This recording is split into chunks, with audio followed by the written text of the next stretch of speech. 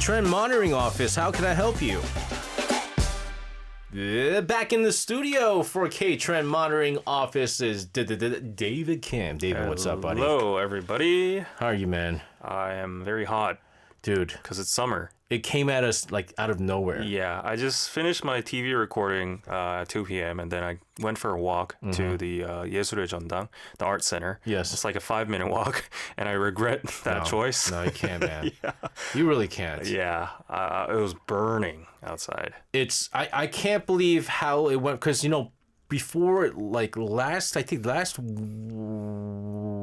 Thursday? Yeah. Thursday was, I think, when the heat started. Mm-hmm. But before that, it was just beautiful. Yeah. It was like spring weather and, picnics happening. And it just went, slapped us in the face with this heat. I don't know what happened. It didn't even rain in between or anything. No, and this is going to be this is mid-May weather. Yeah. What's it going to be in July and August? Mm-hmm. I don't want to know. I guess the YouTube viewers can see that we're all wearing short sleeves now. That's right. Yep. That's right. It's back. Mm-hmm. Happy Coming of Age Day. Yep. We are all adults. Yes. Already? It's been a while since I've been an adult. Did you do anything for coming of age? No, right? Guys usually don't do that. No, we just go out and drink. That's right. Yeah. But then girls are like, I was explaining to them. I was like, I had to buy perfume. I had to buy roses. Yeah. Really? I came to Korea and my first girlfriend is going to be 성인 in that, right? Okay. I was like, what is that? You're not an adult. I was like, don't tell me you're not an adult. Oh. She's like, I am. Yeah. But this is our official, whatever. I was like, are you making this up? Are you saying this because I'm from New York? Like, I don't know all this stuff, and I had to buy roses and perfume. Really? Now that I hear that, I feel like I missed out. Like, I need something too. Guys are apparently supposed to get this. Yeah. But anyways, we talk about this because we're adults. Mm-hmm. However, we're looking at kangaroo tribes. Yes. I don't know if this word is universal or not. I don't think it is. It isn't, right? No. So we have this term called kangaroo족. That means kangaroo tribe. And I guess you can just visualize a kangaroo. And it means like the what do you call the joey? The joey. Yeah, I was looking for that word. The joey, the child of the kangaroo, is in like the pouch, right? So it never actually leaves the pouch until it's like super big. Yes. So the word basically comes from that. It means adults who remain financially or emotionally dependent on their parents in Korea. So this trend is pretty dominant in Korea at the moment, and it's becoming a survival strategy as well. So we're going to be talking about that, yeah. Kangaroo, we have a whole bunch of stuff. We have the kangaroo tribe. Yeah. We have the, I think, what is it? The neat tribe. What's a neat tribe? No, is it? No, it's just a neat. Not employed, education, or in training. Okay. There's the helicopter tribe, I think. Yeah. Which is like the moms that are just like hovering around Helicopter moms. Helicopter moms. Yeah, we have like YOLO tribes, orange tribes. For a country really no tribes, or we have a lot of tribes. We have a lot of tribes, exactly.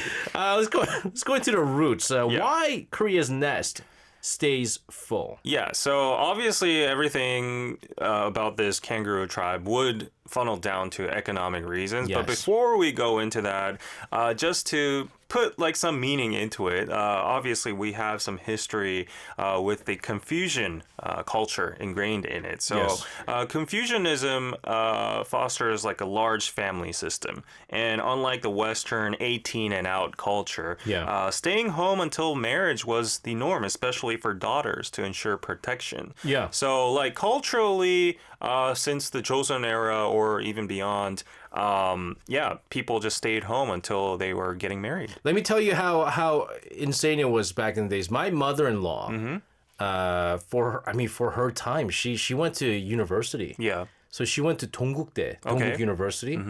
Because her family was like big Buddhist people. Okay. And she lived in Incheon. Oh, that's far away. Yeah, so her dad did not allow her to number one dorm. Yeah, I see. Nor live on her own. Oh my gosh. So for she her, had to commute every single day. Wow. And this is back in like, what is it? Wow. 1980? No, 1970s? Okay. Right? 1970s. Okay. Yeah, 70s, to be honest, fair enough. But I had some friends like that even in like 2011. Oh. Yeah, there were some parents like that that valued family, and then they were protective of their daughters, and they were like, oh, I'm not going to let you live alone. So I had friends that would commute all the way from Pyeongtaek. My cousin was that. Oh, really? Dude, Oh, actually, you know, it's funny you say that because my cousin, because her dad is a popo, he's a police. Yeah. He's a police officer. No, he's not an officer. Very strict. He's a police professor. Okay. From the police college or something like that. Okay. And his daughter, my cousin, she got into a school in Asan.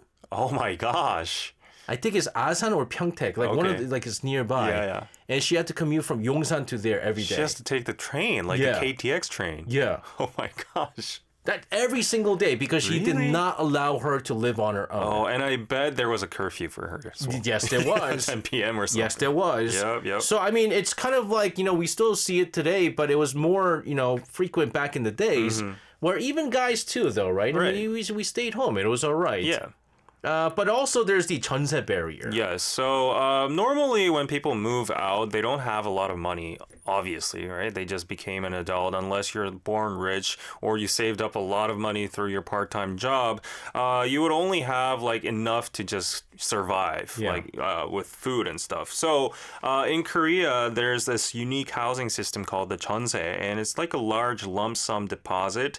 It normally goes up to even like 200 million Korean won for a small studio. Yeah, that's which is like $150. Yeah. 50,000. Yes, 150K. So that's a very big lump sum of money that not a lot of adults have from the get-go. So they have no choice but to just stay with their parents or go outside, get a part-time job and afford those like monthly rents, which is very hard to like keep on going if you're studying at the same time. Yeah, but even that, when you do rent, you have like a security deposit that's like pretty high. That is pretty high too. Yeah, you would at least have to have like 50K to up to 100K depending on the house condition. Because like if you want to lower the security deposit, it goes like maybe like $5,000 or like 10,000. But that also means that the rent increases. Yeah, and so you have to do one or the other. And it's too much of a burden. Yeah. It was the same case for me as well, too. Obviously, I came up from Busan. I had to have a place of my own, but the rent was just too high. I wasn't confident enough to go to like a KBBQ joint and like, you know, do the dishes or serve people. I was focused on my studying and playing hard as well, too. So conveniently, I did have a relative in Seoul, which was my grandma. That's why I lived with her during the entirety of my university days. So I was a kangaroo tribe person as well too. It falls into that. It falls into that. I mean, I guess in your case, you were lucky to have your grandmother in Seoul for this to happen. But there's also the educational long haul, right? Yes. So with 70% of Koreans pursuing higher education, this is crazy, guys. Yeah, everyone wants to go to college and stuff, and also like good jobs. All of that. So the prep period for the job market has stretched, and many remain students or just exam takers well into their late 20s. Yeah, so because of that, you know, if you want to go to Noryangjin and to a Goshiwon, you would have to pay a little bit of money for the monthly rent, but also it's very depressing and crowded as well too. So why not just, you know, live with your parents, eat the food that your mom gives you every single morning, and you know, just enjoy your own personal space and focus on studying. So, you know, my cousin, my other cousin, I have a lot of cousins. He wanted to be a police officer. And, you know, he failed once because he wanted to be in the special forces. Okay. And he's from Changwon. Changwon. Oh, that's far away. And he was studying at home, right? Okay. And then this first time, you know, he failed the test. He comes up to Seoul. I didn't even know that. He didn't even call me up. Yeah. He was in Shillim because, you know, Shillim has the more affordable.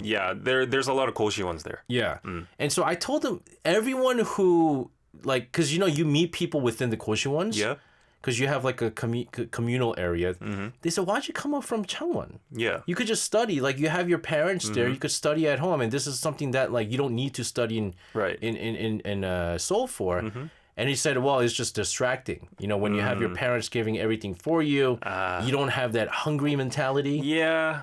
And so like, he came up and, you know, he didn't even call me up because he thought I was going to be a distraction. Smart kid. So he made it eventually. He made it. Oh, wow. He made Determined. it. Okay. So, I mean, some people do move out, but most people, it's one of those things. And a lot of people study for exams. There's so many exams. Yeah, I can understand for that. Jobs. Like police, CPAs, whatever. Yeah. And what do? When you're preparing for it and, it costs money to all that stuff, you stay at home. That's why we have an increased number of kangaroo tribes. Yep. We're going to continue to talk about the growing number of kangaroo tribes, why kids are not moving out. Well, I could say can't. Actually, they can't, right? But we'll first take a listen to a song here. You chose a song from Stray Kids, 잘하고 있어, Glow Up. Why? Self-explanatory with the title, Grow Up, folks. But it says Glow Up. It says Grow Up, yeah. 잘하고 있어. Yeah. This is Stray Kids with 잘하고 있어, Glow Up. We got some messages coming from our listeners out there. Ben Song over in Seattle says, my dad let me take his old car in lieu of me living at a college dorm. Man, so lucky. Yeah, that's very lucky. Was that in Korea or in the States, Ben? Because either way, though. Either way. Struggle was real in the Lee family, so we had no car. It was at the dorm. Yeah. But I also heard that here in Korea, it's hard to get into a dorm. Oh, yes, there's a lot of competition. Yeah. There are only so many rooms, and a lot of people, everyone just wants to get into those dorms. The dorms are actually very fancy. They're very well furnished. And in my school as well, too, a lot of people, especially people from the regions, everyone flocks to Seoul for universities, right? So they all fight over the dorms. And then the people that get in are super lucky. The ones that are left out have to get like hasukjibs or one rooms or goshi ones, whatever it is. It was the other way in Syracuse because no one wants to be at the dorm. They don't want to be at dorms. They don't, because number one, is cheaper. Well, at least Syracuse is cheaper to get an apartment than get a dorm. Yeah. Number two, it's just more freedom, because when you're in the dorm, you can't party, you can't do all of that stuff. Yeah. And you have a roommate. Yep. And then Korean dorms usually have those like teachers that go around at like 10 p.m. and they do like the routine checks. Oh, do they? Yeah, yeah. I mean, we have a thing called the RAs, resident assistants, but they're not like, they're not going to go, hey, guys. Yeah. Like, if you're too loud, they'll come at you and be like, hey, guys, pipe down a bit, Right. They don't want to wipe you up. Crash Overwrite says, not being able to move out can be really disempowering. You feel like you're not able to live your full life. Well, I'll tell you what. I would just love to just live with my parents if I could. Just not have to worry about any of the housing stuff. Yeah, that's true. When you become, when you're paying for mortgage and stuff like that, take advantage of what your parents provided for you. That's why I loved my relationship with my grandma, because it was very mutually beneficial. Like, she would do the housework and provide me with food and stuff. And then I would just study hard, and I'd be like a companion or like some company for her. And win-win. Yeah, win-win situation for sure. Very nice. So we're going to talk about the new kangaroos. Okay, because the kangaroo tribe is nothing new. No. It's just that we got a new set of kangaroos now. Right. It comes with boxing gloves and stuff. Yeah. Survival, not just laziness. It really isn't. Yeah. So in the old days, when we talked about Confucianism and then the Chunse system being a barrier and whatnot, those were all valid reasons, but the reasons are kind of shifting nowadays into more towards saving up and survival mode. People are making it a calculated financial move. So a lot of people had that a little bit of a stigma, especially in the United States or even in Korea, where you live with your parents. That word is like, oh, you still live with your parents, That it also existed in Korea as well, too. But nowadays, it's just very normalized because everyone understands how tough the economy is, how high the rent is, how difficult it is to get your own groceries as a one person living alone. So everyone's like, I just live with my parents. They're like, oh yeah, for sure. I understand why you're doing that. Because I thought, when I first came to Korea back in 2009, I thought it was a big thing that I lived on my own. But everybody was living on their own back then. Yeah. Because, you meet a girl and you go, I live on my own. Oh, yeah. Right? Yeah. And you do that. Yep. But most of the girls, they go, oh, I live with my parents. Because, again, it goes back into the Confucian idea that daughters, they'll just try to keep in their house. That's why you start looking for people that go, oh, I live by myself too. Oh, how you doing? Yeah. But now, most people live with their parents, and it's no longer no shame at all. No, there isn't. There is no shame. Exactly. And how crazy it is that when I was in my college years, I knew nothing about finance or investing, but the Gen Z nowadays, they are so exposed to like financial decisions and investing at an early age. Yeah. They say things like, "Oh, I would rather just save up like my $500 per month and put it in Samsung stocks, and then by the time I graduate, I'll be like I don't know, like I'll have enough seed money to make it snowball into something big in the future." So I heard that it's a thing in the U.S. too. I was talking to my childhood friend, and this was like about like 5 years ago. He goes, "Oh," I was like, hey, where do you live now? He goes, "Oh, it's still in Flushing, New York." And I go, "Oh, yeah, who do you live with?" And he goes, "Oh," he looked a little bit shamed saying it, going, "I live with my mom." Yeah. And I was like, "That's cool, man. You'll be saving so much money. I know how crazy rent is in New York." And he was like, "Yeah, so I save a lot, and I'm going to invest that later on." He used that money to set up a company. Oh, wow. His little shop. He's a designer. And so he's making pretty good money now. Yeah. And so it helped him get to where he is now by saving crazy rent money in New York. Yes, exactly. So like if you calculate just the 4 years you're in college plus 1 or 2, and then you have the military money for men, you could pretty much, I think, you could save up to like maybe 30K, 40K. That's my calculation, I would say. Yeah. And plus, I mean, like your parents, you know, they provide food for you and things like that. And, you know, sometimes if you feel bad and you're working, you know, you chip in for the food. Yeah. But it's still not as much as how much it would be if you're on your own. Right. Crash Override says, but how do you date when you live with your parents? Why not? You don't. No, you can. Yeah, you can. I mean, I had one of my exes, you know, she lived with her parents and her sister. And it was just a matter of, you know, just get her back home before 12. Yeah. You know, and sometimes she's an adult. Right. You know, I mean, they're not going to stop you from going on a date, right? There's also, however, due to the rising number of this new kangaroo tribe, the delayed milestone, and by that we're talking about marriage. Yes, marriage. I also apply. This also applies to me. I'm 34 and I'm not married yet, and I don't intend to, unless like a magical person just like comes out. Yeah, so like David's problem is not that he's not a good-looking guy, or he's that he doesn't have money, or he's not like, you know, no. He's got good education. He's a good-looking guy. He's got, you know, he's doing well with his life. It's just that every girl that he wants has to be Karina. I knew you would say that. He's part of the Espa tribe. That's not true. But anyways, I'm just saying, you know, like nowadays, people like me, men or women, they make their own decisions about marriage. Like they're not as much like, you know, pressured by society or their parents' decisions.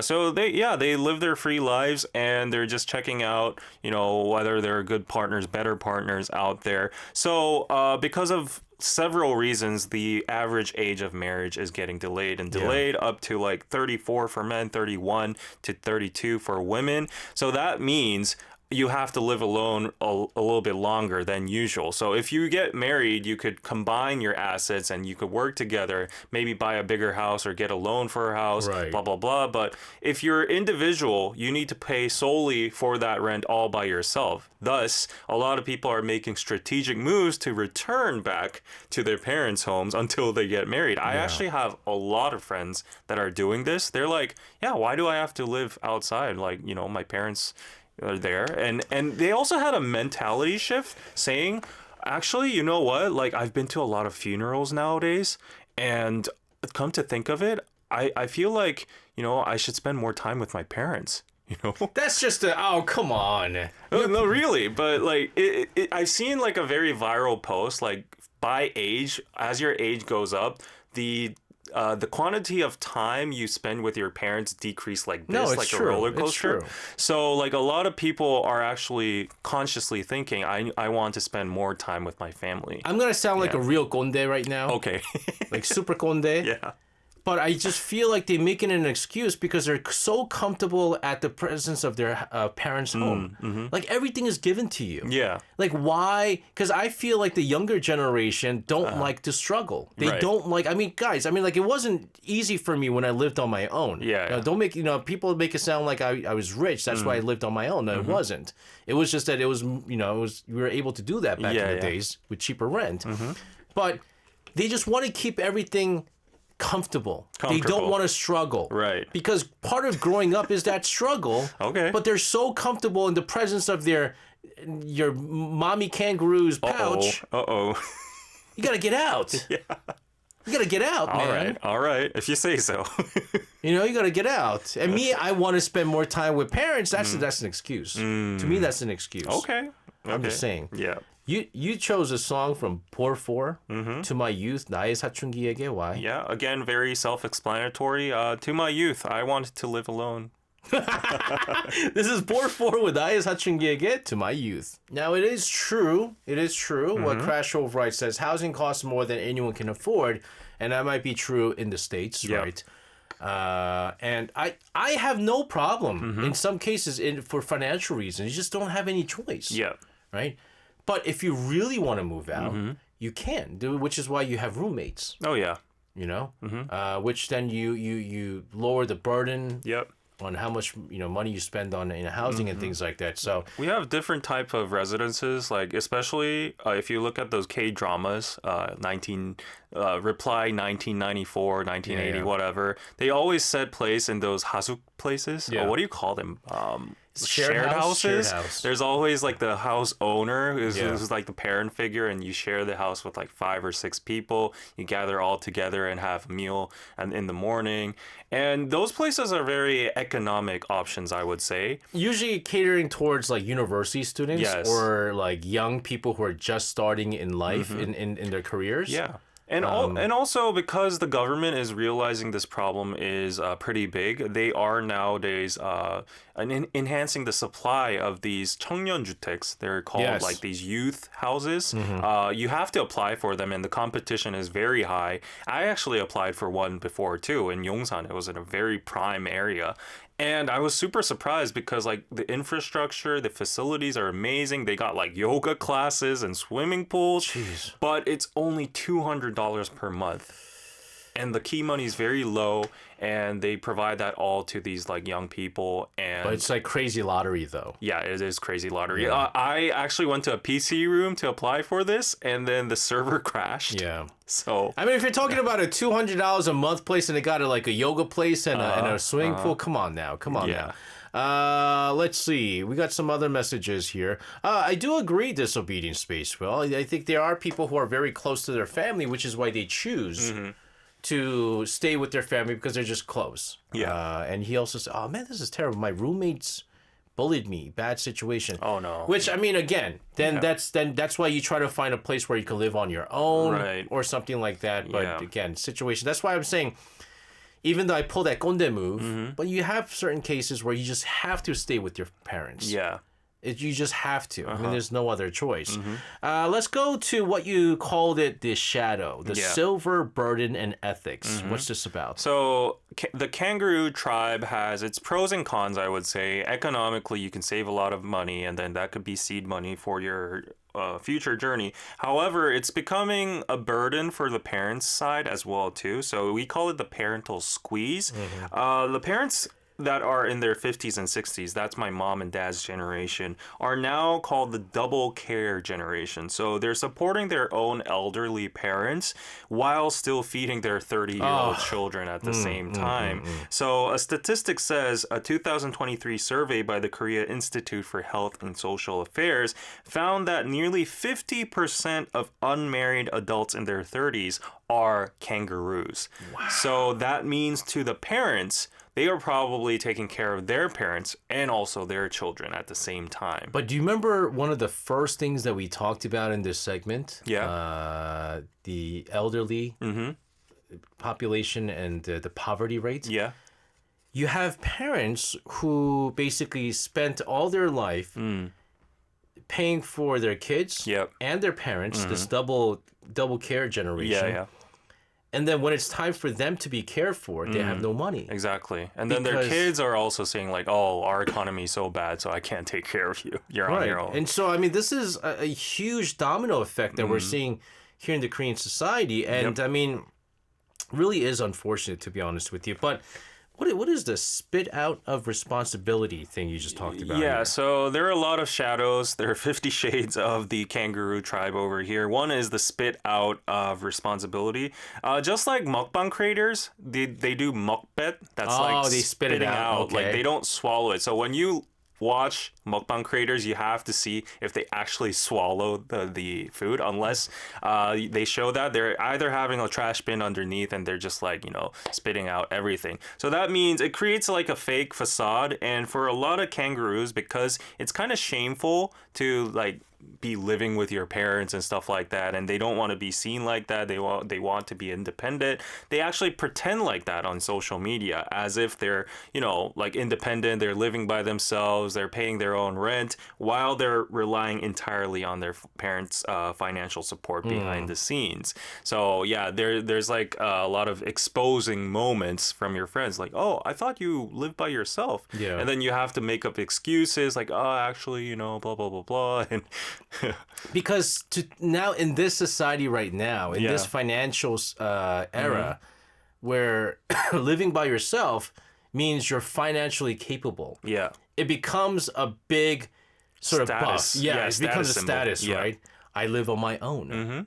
You know, nowadays, I mean, like I said, back then, 2009, when I first came here, I live on my own means, yeah, so does everyone else. Exactly. Yeah. Now it's like, wow, man, you must be making a lot of money. Exactly. Yes. And even the younger you are, if you're in your 20s and you're living by yourself, oh my goodness. Yeah. You must be really well off. You're either like well off because your parents are well off, or you have a good job, or either way, if you're living alone, you know, you are a very attractive person on the dating market. That's right. Yeah. That's right.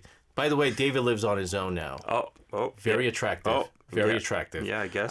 But there is a silver lining to all of this. Yeah. So some families are rebranding this as an intergenerational co-living. As I told you before, like the mentality is kind of shifting, where children pay room and board to help with their parents' retirement funds. It's turning like the dependency into a partnership. So they're making it into like a mutually beneficial situation. So, you know, the children or stay at home and they help with the chores, or they, you know, save the money or and invest it or whatever, or they get like some kind of results preparing an exam, and then they could, you know, pay it back to their parents. Yeah. Hopefully that's the case. My kids still live with me. I can't believe it. They're like 5, no, 3, 7 and 2. 7 and 2. So I mean, what do you expect? I told my wife that Aaron, my son, once he goes to university, he's out the door. So Loa could take his room, right? Really? And she's like, where are you getting this? I was like, nah, that's how I'm gonna raise him. Okay. But I don't know what's gonna happen. Even if he wants to live with you? I mean, I'm gonna be like, no, get out of here. Really? Yes. Okay. What if he says like, oh, I actually have a plan of being like, you know, I want to study this, and I don't want to waste time on doing part-time jobs. So could I? No. Really? No, Daddy didn't do that. Daddy didn't do that. Wow. Man, his stock portfolio is doing so well right now. No wonder. That like, he could probably be like, I'm out the door, Daddy. Peace. Okay, so don't ask me for money. He has his stock portfolio at 7. He's doing pretty well. That's great. David, this was fun stuff here. Before I let you go, I mean, this is sort of, I think, self-explanatory, but you chose these song to round things out here. Kim Na-young with Being an Adult, 어른이 된다는 게. Yeah, they're the burdens and the ethical dilemmas of being an adult. So, yeah, let's all think about that. It's not easy, guys. It's not easy. David, thanks very much for this. Have a wonderful rest of your week. We'll see you again next week. Okay, bye-bye.